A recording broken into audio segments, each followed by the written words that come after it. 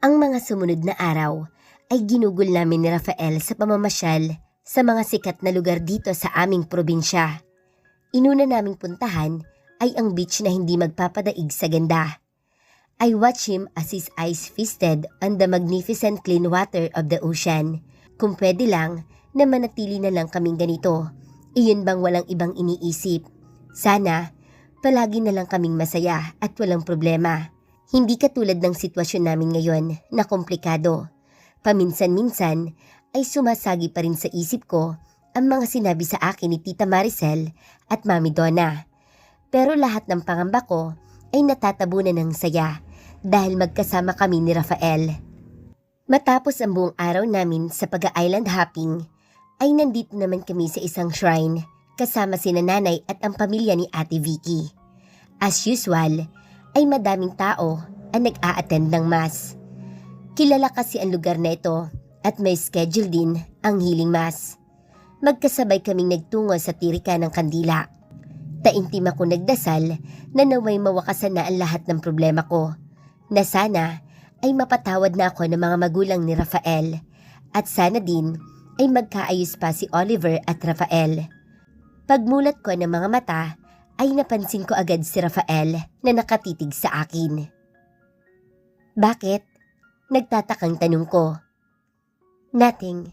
I was just admiring the view. Sagot niya.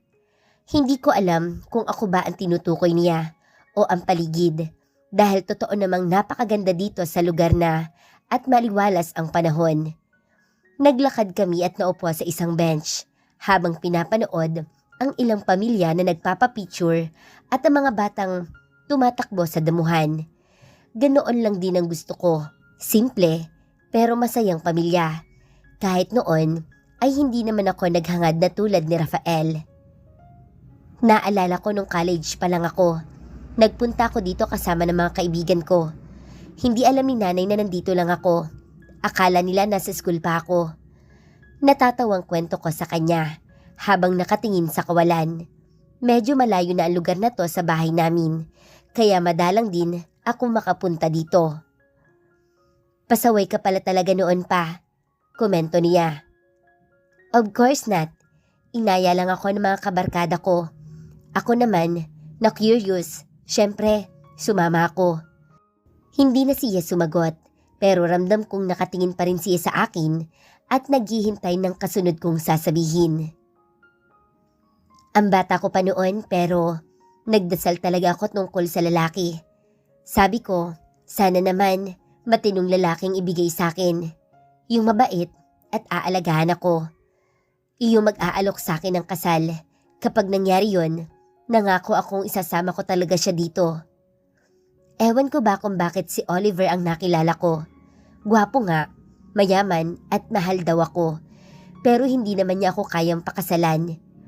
Gusto ko sanang sabihin pero sinarili ko na lang. Baka masira pa ang mood ni Rafael. Bakit hindi mo agad ako niyaya dito noon? Imbes ay sagot niya. Nagulat naman ako sa sinabi niya. Ha? Hindi naman. Hindi ba ako na nga yung hiniling mo? Unang kita pa lang natin inalok na agad kita ng kasal? Nakangising sagot niya. Iba din ang tama ng Rafael na ito. Iba naman ang alok mo eh. Tumaas lang ang kilay niya, saka sumagot. Technically, your wish was granted dahil ako na yung tinutukoy mo sa dasal mo. Matino, mabait, yung papakasalan ka. Mabait? Talaga ba? Ang sungit mo nga noon eh. At saka excuse me ha, ang natatandaan ko, kasal lang ang alok mo noon. Walang halong pagmamahal. Ang dasal ko syempre, hiniling ko yung lalaking mamahalin ako. Bigla siyang naging seryoso habang nakatitig sa akin. Ako naman ay hindi maintindihan kung kakabahan o ano dahil sa biglang pagbabago ng reaksyon niya. Nangyari na nga diba? I fell in love with you. Itong lugar na to pala ang salarin kung bakit ako nagkakaganito sa'yo. Biro niya. Hinampas ko siya ng mahina sa braso para itago ang kilig ko. Nakakainis na. Marunong din palang mambola ang lalaking to. Sa sinabi mo, hindi ko alam kung natutuwa ka ba o nagsisisi. Humalakhak lang siya habang hinila ako papalapit sa kanya. Nang tingnan niya ako, I suddenly felt the urge to kiss him. Kaya lang, baka makaiskandalo ang mga tao dito. Nasa sagradong lugar pa naman kami pareho. I know he's feeling the same way because his eyes are fixed on my lips. Natatawang tinaasan ko na lang siya ng kilay. Nakangiting napailing naman siya, saka bumulong. Uwi na kaya tayo sa atin? Bahagya ko lang siyang siniko kahit pa nga apektado ako ng sinabi niya. Bandang tanghali ay sa sikat na kainan naman kami nagtungo. Kilala iyon dahil native ang karne at sariling ani ang mga gulay na ginagamit ng mga putahe. Nakikita ko namang enjoy din si Rafael sa mga pinuntahan namin. Ganito pala ang pakiramdam ng suportado ng magulang ang relasyon. Bakit ba ako nakontento noon kay Oliver at umabot pa sa puntong tinalikuran ko ang aking magulang? Natapos ang maghapon namin ng masaya, kahit pa nga nangalay din ng binti ko kalalakad.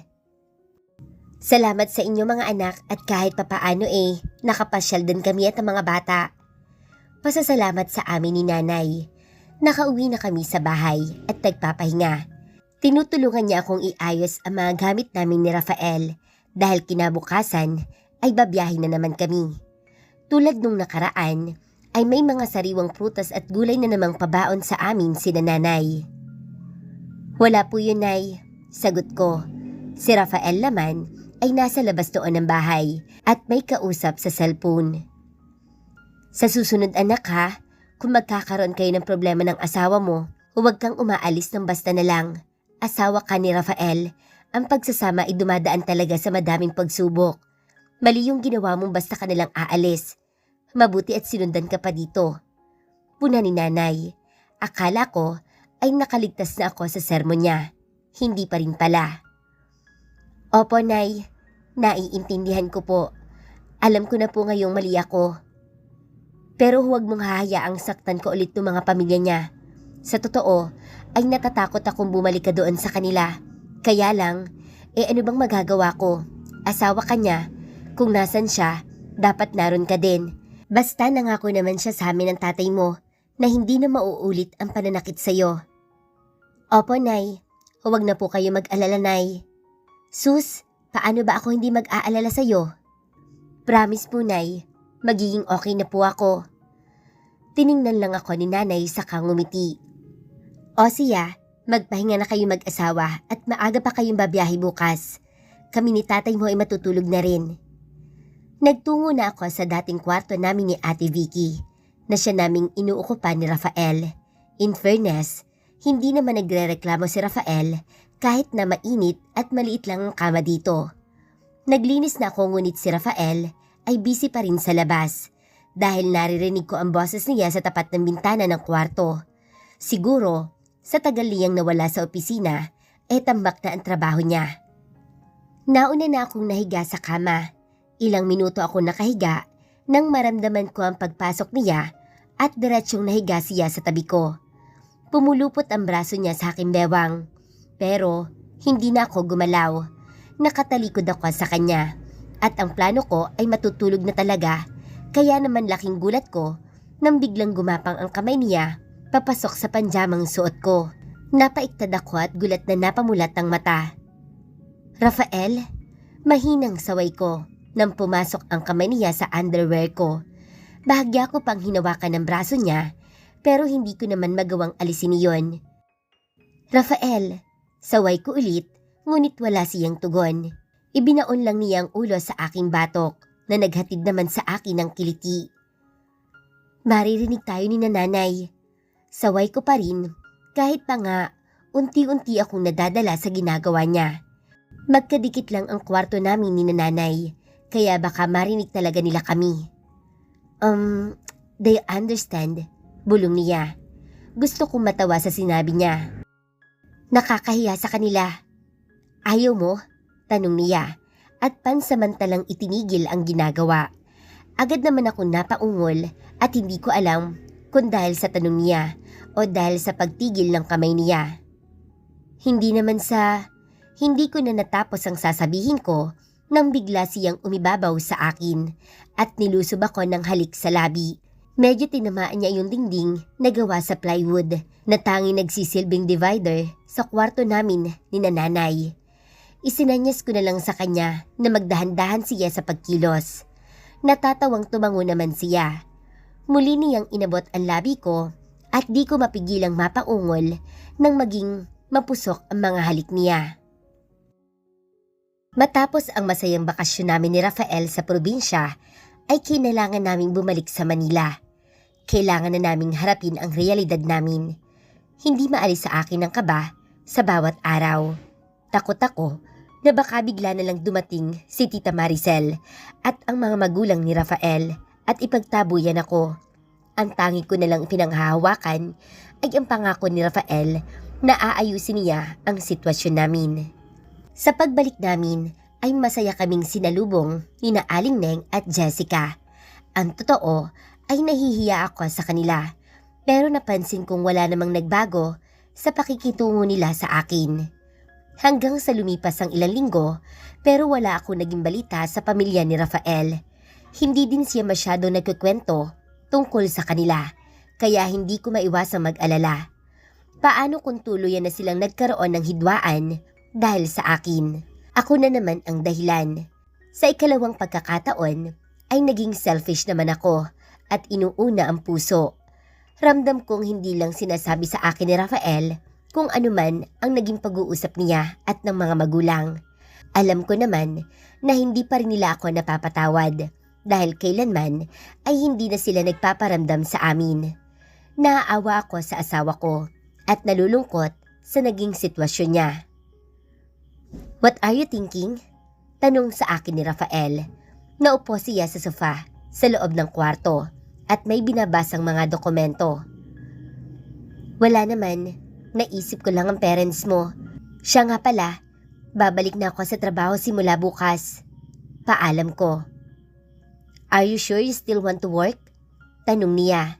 As usual, ay wala siyang komento tungkol sa mga magulang niya. "Oo naman, ano naman gagawin ko kung hindi ako magtatrabaho?" Nitong mga nakarang araw, ay ilang beses niya akong sinubukang kumbinsihin huwag nang bumalik sa trabaho. Pero hindi ako pumayag. Wala na naman doon si Jonah at sigurado akong wala na magtatangkang manggulo sa akin. "Okay, then we'll follow the same routine. Susunduin at ihahatid ka ni Larry." Aniya. Muli niya niyang itunoon ang atensyon sa pagbabasa ng mga documents. Nitong mga nakarang araw ay madalas siyang mag-uwi ng trabaho. Ibang klase talaga ang dedikasyon niya pagdating sa milenya. May mga pagkakataon pa na gabing-gabi na siyang umuuwi dahil sa mga meetings na pinupuntahan. Siguro maging ang mga staff niya ay pagod na pagod din. Hanggang sa nakatulog na lang ako ay hindi ko na namalayan kung anong oras na siya natapos sa trabaho niya. Kinabukasan ay naalimpungatan ako sa boses ni Rafael na may kausap sa cellphone. Naroon siya sa balcony at nakatalikod sa akin. "Are you sure, Rose?" Tanong niya. Halata ang tensyon sa kanyang boses. Dahil doon ay napatigil ako sa paghakbang. Ano kayang pinag-uusapan nila ni Miss Rose ng ganitong kaaga? Ayaw ko mang makinig sana, pero naging curious na ako.